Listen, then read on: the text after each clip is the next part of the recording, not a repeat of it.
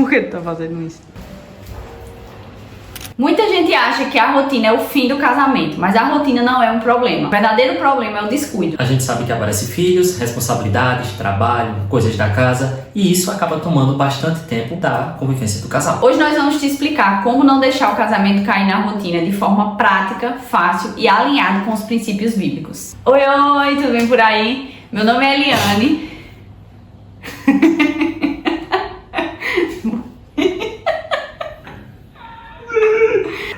Eu tô besta pra rir. Oi, oi, tudo bem por aí? Meu nome é Eliane. Meu nome é Luan. E por aqui tem cola e muita fé também. Vamos juntas? O primeiro ponto que nós precisamos entender é que a rotina ela não é um inimigo. Entenda que rotina é algo natural de todo casal. Todo casal vai ter que ter a sua rotina. Afinal de contas, quando chegam as responsabilidades, o trabalho, as coisas de casa, os filhos, se cria realmente uma rotina nesse momento. Mas entenda que a rotina não é um vilão porque ela é algo natural e é inevitável. Mas qual é o problema? É a gente viver no automático em função dessa rotina. Então, para isso, nós temos que ter algumas estratégias para poder se adaptar a essa rotina que é inevitável. Casamento, para dar certo, precisa ser intencional. Porque se você for deixando a vida te levar, o casamento vira uma série de compromissos que vocês têm a dois e no final não sobra tempo para vocês. Por isso que o casamento ele tem que ser, de certa forma, intencional. Ou seja, em meio a todas essas atividades, você também tem que ter intenção de separar um tempo para o seu casamento. Entender que aquelas atividades ali que você está fazendo é uma parte da sua vida ao todo. Mas que acima de tudo isso tem um casamento por trás, uma relação a dois. E agora nós vamos falar alguns sinais de alerta para você que acha que o seu casamento está entrando na rotina ou para que você não deixe que ele entre na rotina observando esses sinais que a gente vai te falar agora. Primeiro sinal, só falam de tarefas. Vocês acabam se sentando para conversar, mas quando senta para conversar é só para conversar sobre tarefas. Ah, tem isso para fazer hoje, tem isso para fazer amanhã, tem que levar o filho na escola, que acabou isso e tem que comprar tal coisa. Ou seja, vocês não têm um diálogo diferente a não ser da própria rotina de vocês. É como se as outras áreas da vida de vocês tivessem estagnado, não tivesse mais de interesse de um para o outro, a ponto de você não precisar falar da sua vida pessoal para o seu cônjuge. Ou seja, é como se você olhasse para ele e dissesse, com você eu só vou falar a respeito de rotina.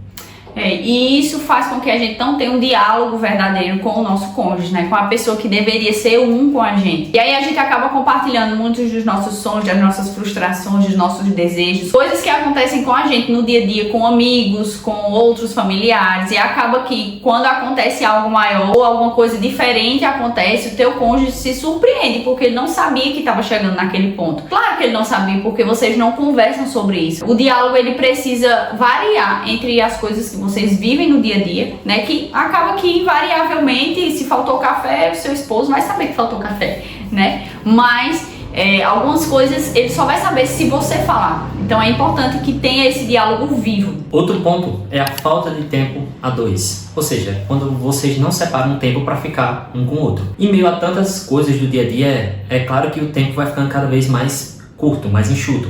Só que vocês sempre têm que priorizar o tempo a dois para passar um com o outro. Uma das coisas mais importantes que tem que haver no relacionamento é um tempo de qualidade. Mesmo que sua linguagem do amor não seja essa, se você não sabe o que é linguagem do amor, corre atrás do vídeo que a gente falou disso. Mesmo que sua linguagem do amor não seja essa de tempo de qualidade, é necessário que haja um tempo de qualidade a dois durante a sua vida, durante toda a correria que é. Porque é nesse momento onde vocês vão estar conversando, vocês vão estar se aproveitando, vocês vão estar se curtindo, vocês vão estar rindo, vocês vão estar brincando, enfim, é necessário que haja um tempo a dois. Se não tem um tempo a dois, isso é um grande alerta para você. Por último, a gente quer te falar sobre a falta de demonstrações simples, né? Não precisa que todo dia ou toda sexta-feira o seu marido chegue com um buquê de rosas, mas se ele passou por um lugar e viu algo que você gosta de comer, ele lembrar de pegar aquilo ali e levar para você. E caso ele não faça isso, você toma a iniciativa, né? Você faz algumas coisas que sabe que ele gosta no momento em que ele não espera, simplesmente porque você lembrou que ele gosta daquilo, né? Não bolo de limão. Mas porque ele pediu. Não precisa ser nada muito grande nem muito elaborado, mas simplesmente para mostrar que vocês estão lembrando um do outro durante o dia, né? Então é muito importante e pode parecer pequeno, mas confia em mim, ajuda muito a manter a chama acesa no relacionamento. Agora a gente vai falar para vocês como não cair na rotina. Os dois primeiros pontos meio que a gente já comentou, que primeiro é ser intencional no seu casamento e o segundo é sempre separar o tempo um para o outro. Não vou adentrar tanto porque a gente já comunicou, mas esses dois que a gente vai falar agora é muito importante. O terceiro ponto aqui que a gente quer tratar é sobre priorizar o casamento e não só a família. Quando a gente fala em priorizar o casamento, é o seu relacionamento a dois, né? Muitas vezes você vive aquela rotina com os seus filhos, né? Aquela família e tal, mas vocês esquecem de cuidar um do outro e fica parecendo que é só uma amizade ali, só um companheirismo, né? E claro que o companheirismo tem que existir, mas precisa existir muito mais do que isso para que exista aquele desejo, aquela paixão, para que o amor não esfrie, né? Para que não vire algo corriqueiro e para que vocês se acostumem um com o outro a ponto de não terem vontade de estar um com o outro. Aqui em casa a gente sempre fala que os frutos não são maiores do que a árvore, né? Não são mais importantes do que a árvore.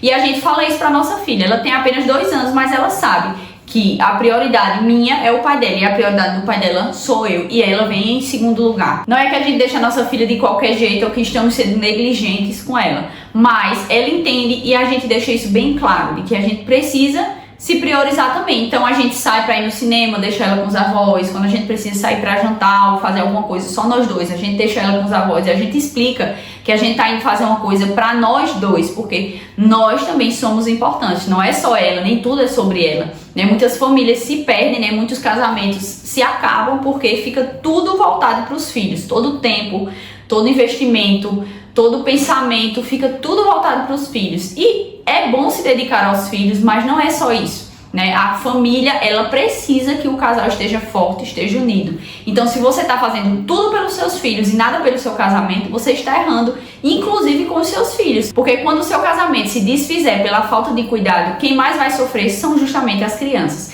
Então, a prioridade tem que ser cuidar do seu casamento, para que seus filhos tenham o benefício de ver o pai e a mãe unidos e consigam aproveitar todas as possibilidades que isso dá para eles. O quarto ponto é uma vida espiritual compartilhada. Separe momentos para orar junto, para ler a Bíblia junto, para conversar sonhos juntos, para conversar dos seus medos, das suas ansiedades, para estudarem a Bíblia juntos, irem à igreja juntos.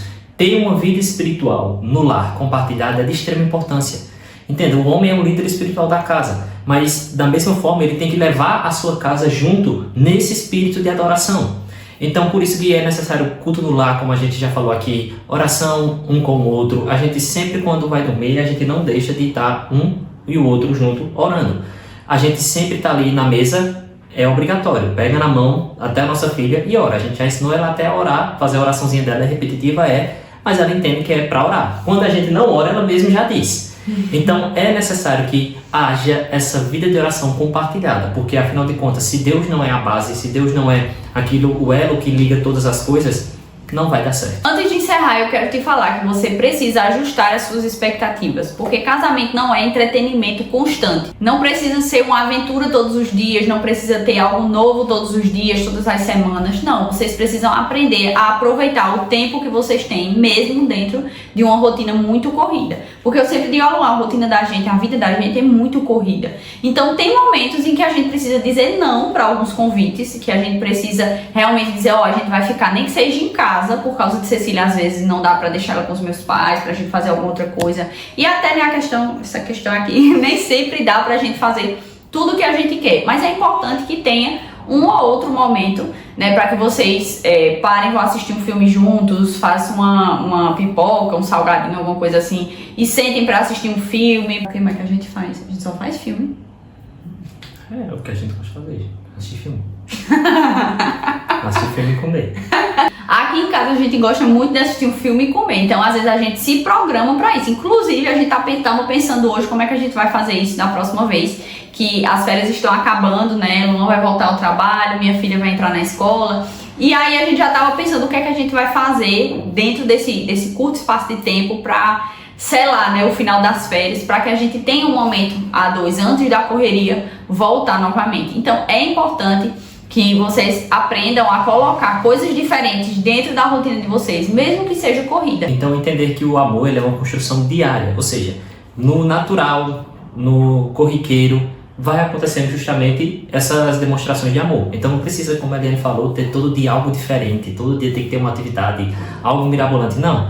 O amor é uma construção diária. Até no ordinário, o amor também vai se revelar. Entenda que a rotina ela não destrói casamentos. O que destrói o casamento é justamente a falta de cuidado e a desatenção. E é isso, pessoal. Se esse vídeo falou com vocês, se esse vídeo vai ajudar o seu casamento a não cair na rotina dessa forma negativa que a gente falou, dá um like aqui nesse vídeo, compartilha com o seu esposo, com a sua esposa, ou com uma amiga sua que também está passando por um momento mais complicado nessa questão de rotina. E não sai sem seguir o canal, porque vai ajudar muito a gente a crescer. Nos vemos na próxima semana e lembra sempre que aqui tem colo, tem fé e tem uma mãe do outro lado torcendo por você. Tchau! Tchau!